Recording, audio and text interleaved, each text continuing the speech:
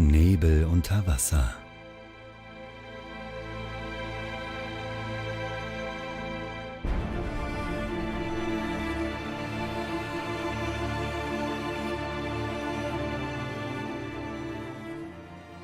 Eine stille, mystische Welt, die den Blicken der meisten Menschen verborgen bleibt.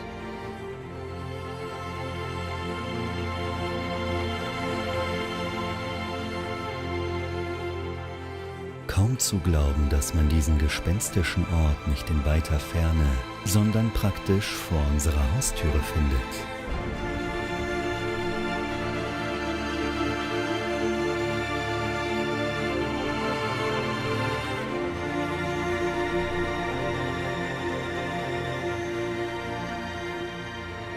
In einem Baggersee, dem Echinger Weiher, nördlich der bayerischen Landeshauptstadt München.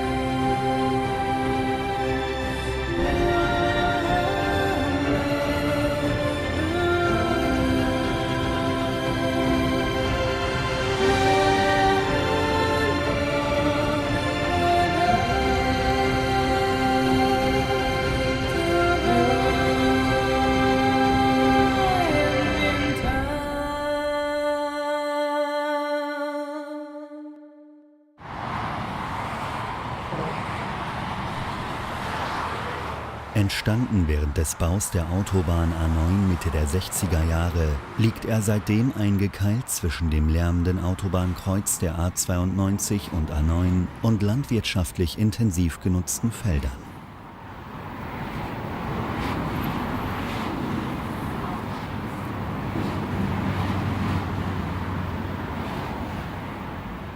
Keine optimalen Bedingungen für ein kleines Paradies unter Wasser, so möchte man meinen. Doch schon wenige Zentimeter unter seiner Oberfläche endet der tosende Lärm unserer hektisch und ruhelos gewordenen Welt.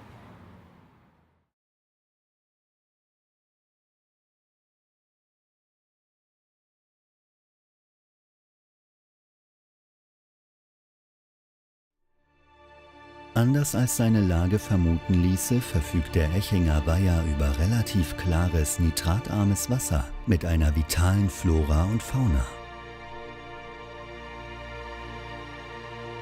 Das Geheimnis hinter diesem bemerkenswert guten Gesundheitszustand ist der rege Wasseraustausch, der in dem kleinen See stattfindet.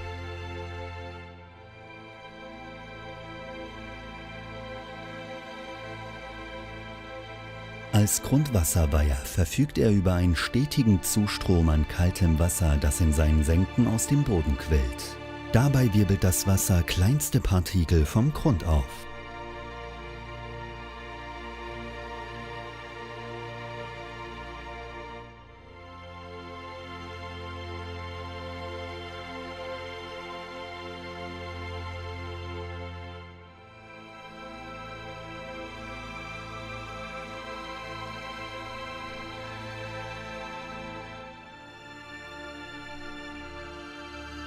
An der Oberfläche speist der Echinger Weiher einen kleinen Bachlauf und sorgt so für eine beständige Erneuerung des Wassers.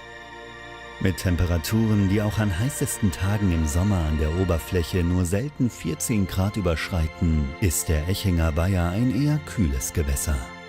Diesem Umstand hatte es zu verdanken, dass er nie das große Ziel von illegalen Badegästen war. Denn der Weiher ist nicht nur sehr kalt, sondern auch mit einem Schwimmverbot belegt. Tauchen ist aber erlaubt und dies wird dort auch ausgiebig gemacht. Denn seinem relativ klaren Wasser verdankt der Echinger Weiher seinen Ruf als exzellentes Tauchgewässer, an dem darüber hinaus ein striktes Angelverbot gilt. Obwohl es für die Tauchschüler am Grund des Weihers Plattformen für die zu absolvierenden Übungen gibt, liegt es doch in der Natur der Sache, dass Tauchanfänger nicht so gut tarieren können. Was zur Folge hat, dass der Untergrund des kleinen Sees beständig aufgewühlt wird. So kann es nach einem ausbildungsintensiven Wochenende schon mal bis zum folgenden Donnerstag dauern, bis die Sicht wieder einigermaßen akzeptabel ist. Doch auch das Wetter kann die Sichtweite im Echinger Weiher beeinträchtigen. Kündigt sich ein Tiefdruckgebiet an, sinkt der Luftdruck. Als Folge steigt vermehrt frisches Grundwasser an den unterseeischen Quellen auf, was wiederum zu stärkeren Verwirbelungen der Schwebeteilchen und folglich zu schlechterer Sicht unter Wasser führt.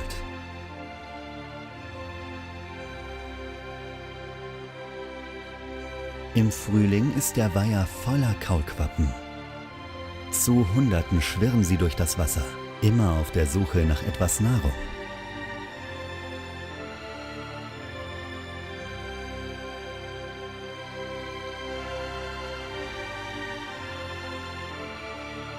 Doch zur Nahrung werden sie selbst nur allzu leicht, denn die zahlreichen Flussbarsche und Hechte warten schon auf eine kleine Mahlzeit.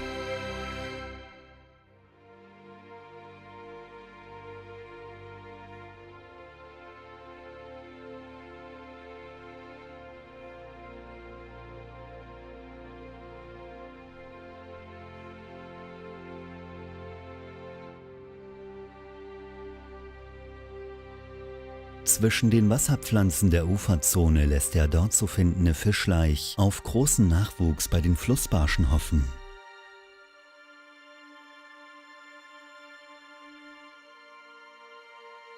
Flussbarsche sind in ganz Europa heimisch, egal ob in Seen, Flüssen, Teichen oder sogar im Brackwasser der Ostsee. Sie jagen meist gemeinsam in den flachen Bereichen des Echinger Weihers nach anderen Fischen und kleineren Artgenossen. Die größeren Exemplare unter ihnen leben jedoch als Einzelgänger in den tieferen Freiwasserzonen, wo sie es ebenfalls auf vorbeischwimmende Fische abgesehen haben.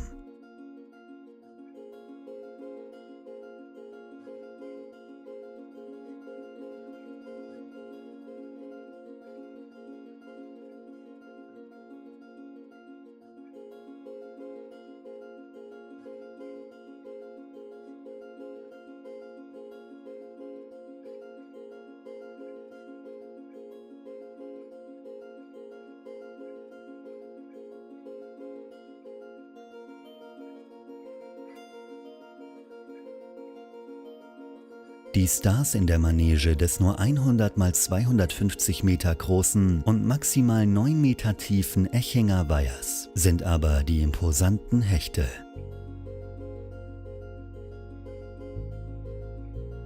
Die Hechte, die als Lauerjäger in der Laichkrautzone stehen und auf Beute hoffen, sind eigentlich auf möglichst klares Wasser angewiesen, um zum Jagderfolg zu kommen. Aber irgendwie scheinen sich die Tiere mit den stark schwankenden Sichtverhältnissen unter Wasser arrangiert zu haben.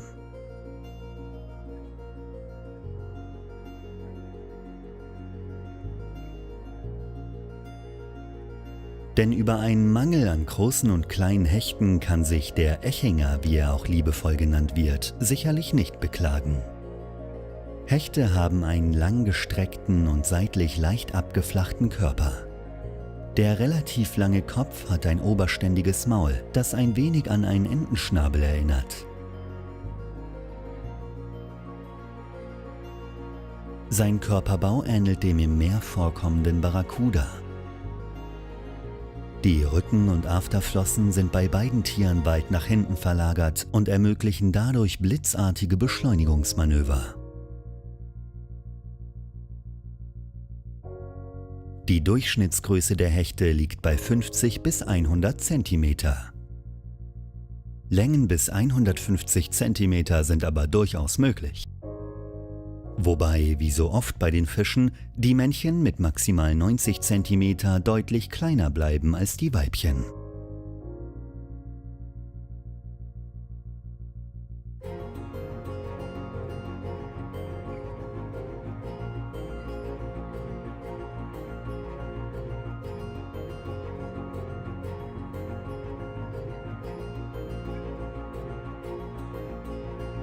Was ihre Ernährung angeht, sind Hechte nicht wählerisch. Sie fressen alle Fische, die ihnen vors Maul kommen, und scheuen auch nicht vor ihren eigenen Artgenossen zurück. Frösche, kleine Säugetiere und auch Vögel gehören ebenfalls zu ihrer Beute.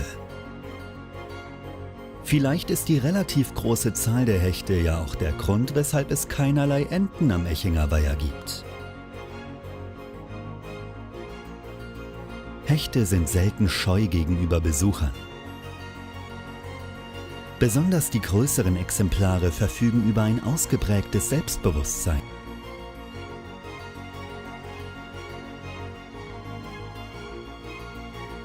Und nutzen so den einen oder anderen Taucher ausnahmsweise auch mal als Unterstand.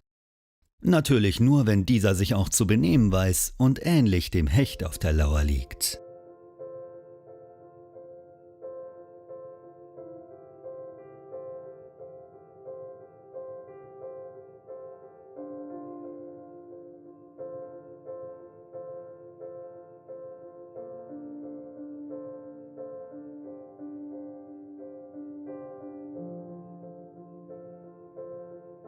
Sehr viel scheuer als die Hechte sind die Graskarpfen, auch Amurkarpfen genannt. Diese Karpfenart kann bei hohen Wassertemperaturen bis zu 120% ihres Eigengewichts als Nahrung zu sich nehmen. Ab Temperaturen um die 13 Grad reduzieren sie ihre Nahrungsaufnahme jedoch sehr deutlich.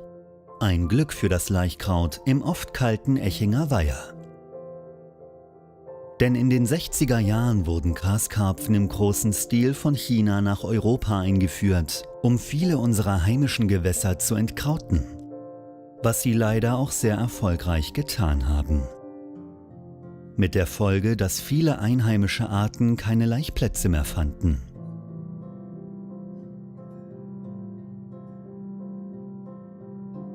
Die meisten Pflanzen in unseren Gewässern gehören zu den sogenannten Laichkrautgewächsen.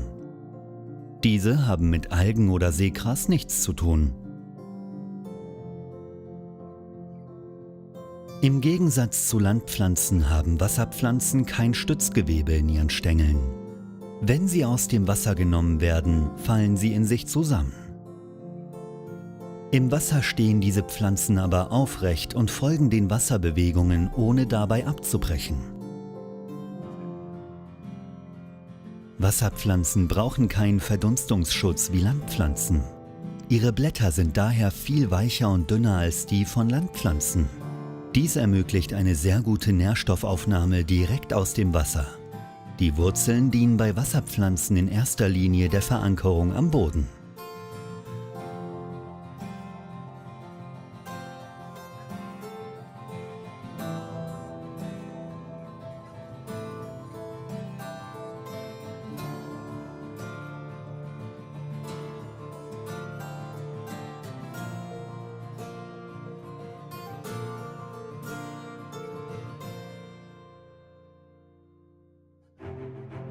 Die sogenannte Laichkrautzone befindet sich am Gewässerrand und reicht in Tiefen von 1 bis 6 Meter.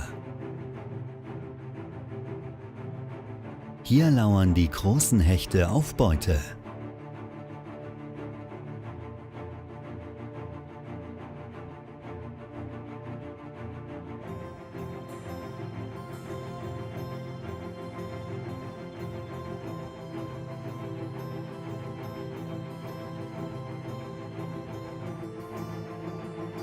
Aber auch kleinere Exemplare findet man hier, die sich nicht nur vor ihren größeren Artgenossen verstecken.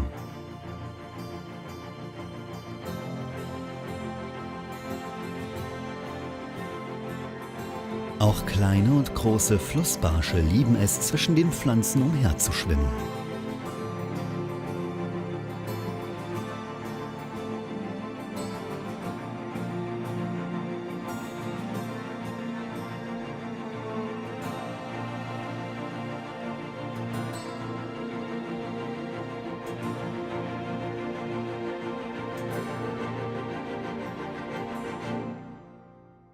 Während so mancher scheue Karpfen auf die Deckung der Pflanzen vertraut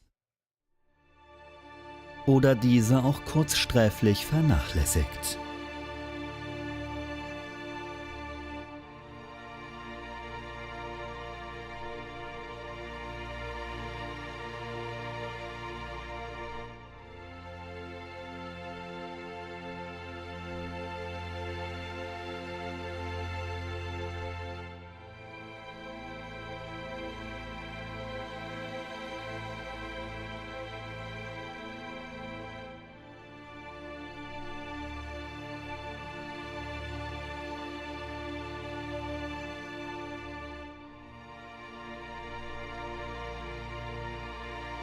Je nach Sonnenstand und Eintrübung des Wassers kommt es in diesem dichten Dschungel zu beeindruckenden Lichtspielen.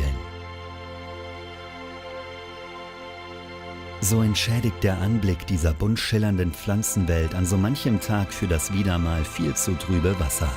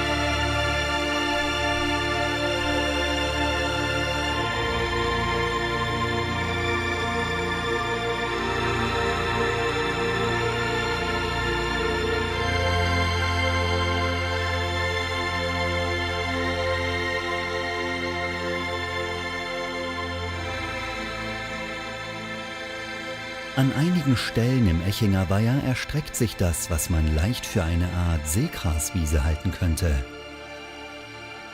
Denn dem Aussehen nach könnte man diese Pflanzen leicht für Blütenpflanzen halten. Tatsächlich handelt es sich dabei aber um Algen. Um die sogenannten Armleuchteralgen. Die kronleuchterartige Verzweigung dieser Algen ist typisch für ihre Art. Sie bilden flächig ausgedehnte und sehr dicht bewachsene Polster.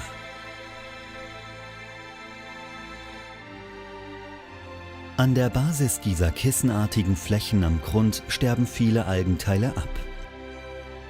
In dieser Region kann der Sauerstoff im Sommerhalbjahr sehr schnell aufgezehrt werden. Dadurch bildet sich Faulschlamm und Faulgas, das in kleinen Bläschen aufsteigt. Sehr schön kann man dies im Echinger Weiher an den Kanten erkennen, an denen das Grundwasser aufsteigt und eine gallertartige braune Masse für zerbrechliche, bizarre Strukturen sorgt.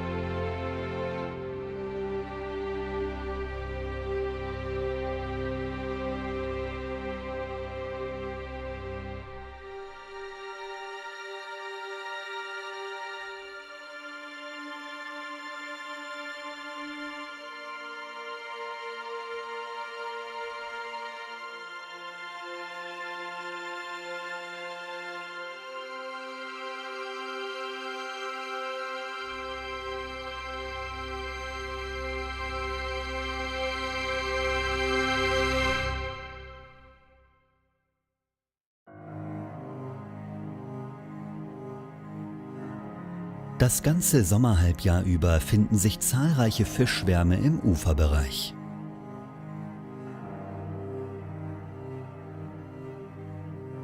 Während sie zu Beginn des Jahres noch so klein waren, dass man ihre Art nur raten konnte, sind sie nun gegen Ende des Sommers groß genug, um sie als Flussbarsche zu identifizieren. Zumindest diejenigen, die den Hunger der Hechte und der eigenen Artgenossen überlebt haben.